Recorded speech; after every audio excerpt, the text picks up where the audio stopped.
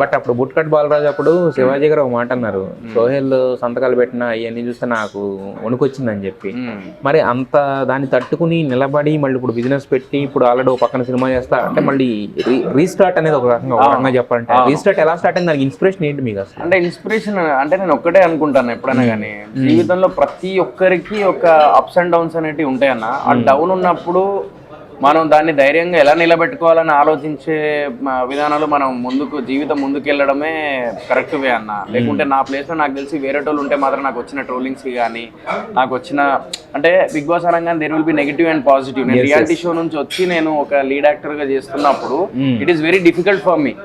చాలా మంది ఏంటంటే ఎందుకురా సినిమాలు, ఏదో రియాలిటీ షో వేరు, సినిమా హీరో వేరు, అది ఇది అంటారు. But I'm happy that I proved myself with Mister Pregnant కానీ లేకపోతే బుట్కట్ బాలరాజ్ తో కానీ నేను కష్టపడ్డా. నేను డాన్స్ విషయంలో కానీ, మీరు బుట్కట్ బాలరాజ్ చూసుకుంటే డాన్స్ విషయంలో కానీ, లేకపోతే మీరు ఆర్గానిక్ మామా హైబ్రిడ్ ఫైట్స్ విషయంలో కానీ, లేకపోతే ఫన్ కానీ, సార్ నేను ఏంటంటే ఒక యాక్టర్గా ప్రూవ్ చేసుకున్నా ఎంతో కొంత ఉన్న దాంట్లో. సో ఏంటంటే చాలా మంది ఏదో చెప్తుంటారు, బట్ నేను నా మీద నమ్మకం పెట్టుకుంటా. నేను నమ్మకంతో ఉంటా ఇప్పుడు. నా మీద నాకు నమ్మకం లేకపోతే పక్కడికి ఏడికెళ్ళి ఉంటుంది. సో నీ క్యాపబిలిటీ ఏందో నీకు తెలుసు అన్న, నాకు ఎంతవరకు తెలియాలో అంతవరకే తెలుసు.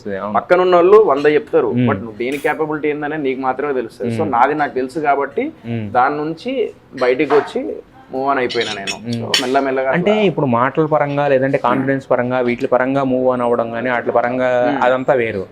కాకపోతే ఏంటంటే డబ్బులు ఫినాన్షియల్ గా అనేసరికి వేరే ఉంటుంది. మైండ్ అంతా డిస్టర్బ్ అయిపోయి నెక్స్ట్ ఏ స్టెప్ వేయాలన్నా కూడా రకరకాల ఆలోచనలు వస్తుంటాయి మనకి. ముందుకు ఎలా కదలాలో కూడా తెలియదు కదా, మరి దాని నుంచి తట్టుకుని ఇక్కడ వరకు ఎలా రాగలిగారు? అంటే ఒక్కటన్నా, నాకు మధ్యలో చెప్పాను కదా, నాకు ఇప్పుడు ఈ అమౌంట్ కూడా నాకు ఏంటంటే బేసికల్లీ నాకు ఎంతో కొంత చిన్న ప్రాపర్టీ ఉన్నది.